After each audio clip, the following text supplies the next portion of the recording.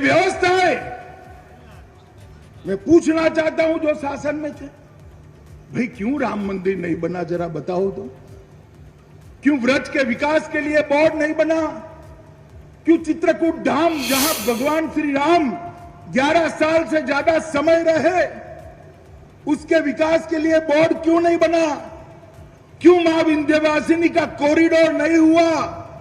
क्योंकि आप vote bank की राजनीति से डरते थे। Bharatiya Janata party vote bank की राजनीति से नहीं डरती है। ये सारे विकास के जो काम हो रहे हैं, आज विशेषकर विंध्यवासिनी के शरण में मैं भी आया हूं, हमारे सारे नेता भी आए हैं। मां विंध्यवासिनी रामायण के समय से लोगों के कष्ट काटती है। कहते हैं अगस्त्य जी ने विंध्य को नमाने की ताकत यहीं से प्राप्त की। मां विंध्यवासिनी को ही महिषासुर मर्दनी कहते हैं। मां विंध्यवासिनी को कई लोग कृष्ण की बहन भी मानते हैं। और ये सब श्रद्धा की अभिव्यक्ति आज बहुत अच्छे तरीके से हो पाए, इस प्रकार की व्यवस्था। ये मां जो यहां विराजमान है, उसमें चारों वेदों का वास है। ब्रह्म मुहूर्त में मां का बाल स्वरूप का दर्शन होता है, मध्याह्न में युवा स्वरूप का दर्शन होता है, शाम में मां प्रौढ़ स्वरूप में दिखती है, और चौथे रूप में देर रात को वृद्ध स्वरूप में दिखाई पड़ती है। आज मैं मध्याह्न में दर्शन कर कर आया हूं। कहते हैं जो मध्याह्न में विंध्यवासिनी की प्रार्थना करता है, उसको अर्थ की प्राप्ति होती है। और मैंने वहां पर उत्तर प्रदेश के सुख और स्वास्थ्य की वृद्धि के लिए मन से मां विंध्यवासिनी को मैं प्रार्थना कर कर आया हूं। उत्तर प्रदेश के अंदर जब से भारतीय जनता पार्टी की सरकार बनी, योगी आदित्यनाथ जी इसके मुखिया बने, ढेर सारे काम हुए।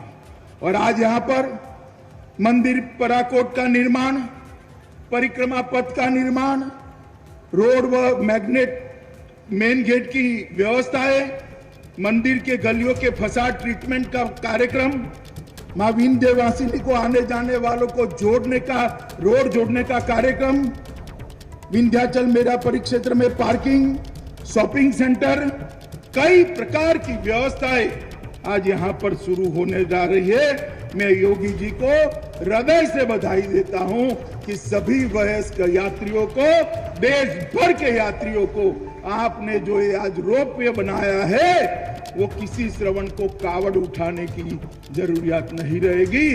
वो अपने माँ बाप को लेकर यात्रा करा पाएगा। मित्रों, जब से मोदी जी की सरकार बनी, गरीबों, पिछड़ों, दलितों, आदिवासियों के लिए इस सरकार ने ढेर सारा। अभी बहन अनुप्रिया ने कहा, मोदी जी ने अभी बहुत बड़ा एक फैसला लिया है। देश में जितनी भी स्नातक और अनुस्नातक एमबीबीएस, एमडी और एमएस की सीटें थी, वो सभी केंद्र कोटा की 25% सीटों के अंदर ओबीसी के लिए 27% और गरीबों के लिए 10% रिजर्वेशन की व्यवस्था भारतीय जनता पार्टी ने हमेशा ओबीसी मतदाताओं के, पिछड़ों के वोट लेकर राज करने वाली कांग्रेस और स्थानीय पार्टियां कभी इसके कल्याण के लिए काम नहीं किया। मोदी जी ने उनके लिए आयोग बनाने की बात करी। मोदी जी आज इनके लिए रिजर्वेशन भी ला रहे हैं और अन्य बिन आरक्षित जातियों के गरीब बच्चों के लिए भी 10% रिजर्वेशन की शुरुआत की। मोदी जी ने इस देश के समग्र जनता जो 18 साल से ऊपर की आयु है, उसको मुफ्त में कोरोना का टीका देने की व्यवस्था भी भारतीय जनता पार्टी की नरेंद्र मोदी सरकार ने। और जून महीने से दीपावली तक, अक्टूबर तक 80 करोड़ लोगों को प्रति व्यक्ति 5 किलो अनाज मुफ्त में देने की योजना भी भारतीय जनता पार्टी के प्रधानमंत्री नरेंद्र मोदी जी ने की। मैं मानता हूं इससे बड़ा कोई काम नहीं।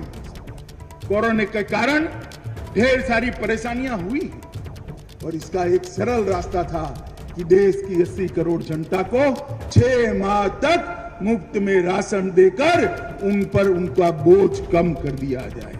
मित्रों, उत्तर प्रदेश सरकार ने हाल ही में 4 साल पूरे किए और मैं सच अर्थ में कहता हूं, मेरी पार्टी के मुख्यमंत्री है इसलिए नहीं, हमारे चुनाव घोषणा पत्र को पूरा पढ़कर उसकी एडमिनिस्ट्रेटिव व्यवस्था कर चुन कर एक एक वादे को पूरा करने का काम श्री योगी आदित्यनाथ ने किया है। 5,50,270 करोड़ का बजट रखा।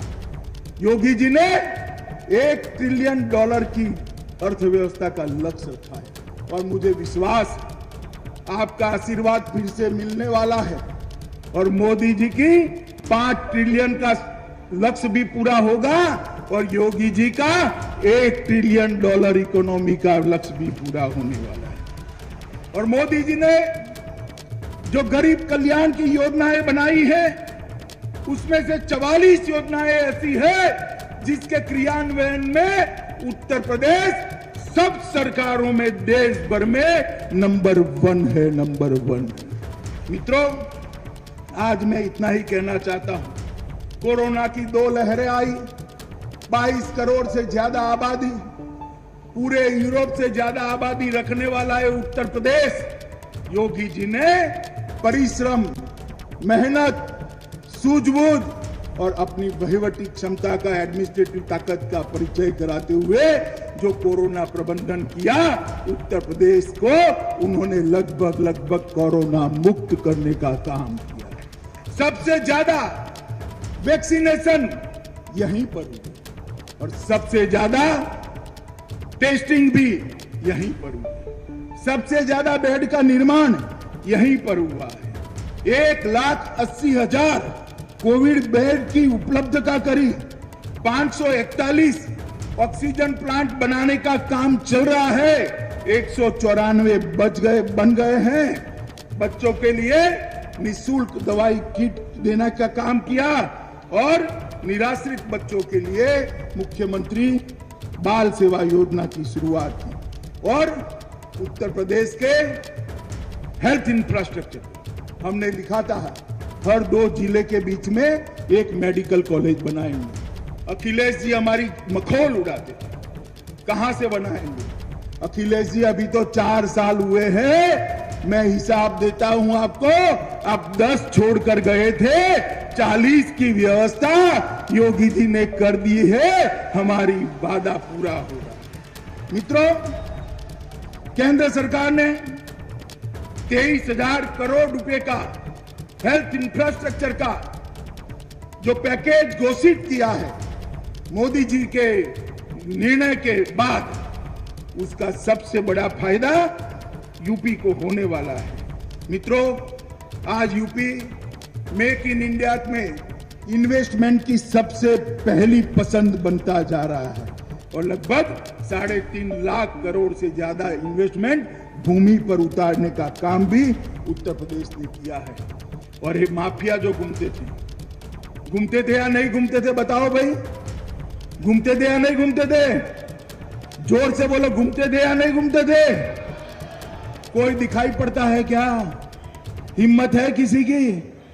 उत्तर प्रदेश को दंगा मुक्त करने का काम भारतीय जनता पार्टी की सरकार ने किया। उत्तर प्रदेश को माफिया मुक्त करने का काम भारतीय जनता पार्टी की सरकार ने किया है। उत्तर प्रदेश को भू माफियाओं से मुक्ति दिलाने का काम भारतीय जनता पार्टी की सरकार ने किया है। उत्तर प्रदेश की माताओं बहनों को सुरक्षित रूप से जीने का अधिकार भारतीय जनता पार्टी की योगी सरकार ने दिया। और एक 4 साल के अंदर योगी जी ने कानून और व्यवस्था के क्षेत्र में ढेर सारे परिवर्तन किए। और इंफ्रास्ट्रक्चर के लिए ये पूर्वांचल कब से राह देखता था कि कोई आए और पूर्वांचल के इंफ्रास्ट्रक्चर का उद्धार करे।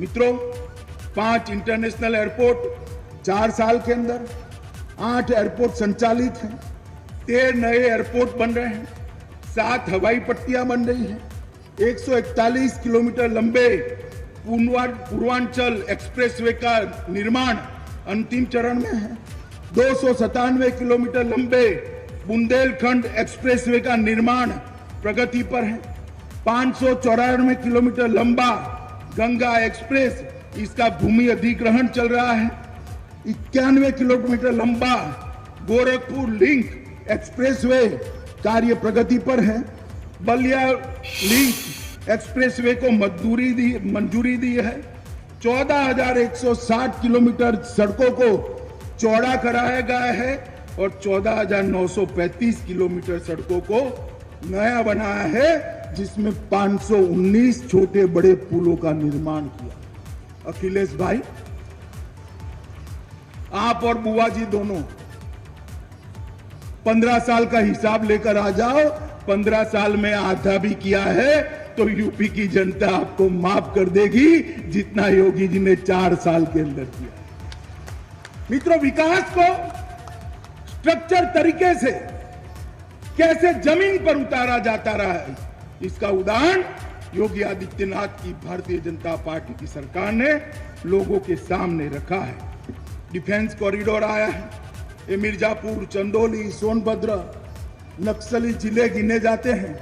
अभी मैंने रिव्यू करा है और मैं गर्व के साथ कहता हूं, मिर्जापुर, चंदौली और सोनभद्र तीनों नक्सलवाद के प्रभाव से पूर्णतया मुक्त हो चुके हैं। नक्सलवाद को भी समाप्त किया गया है।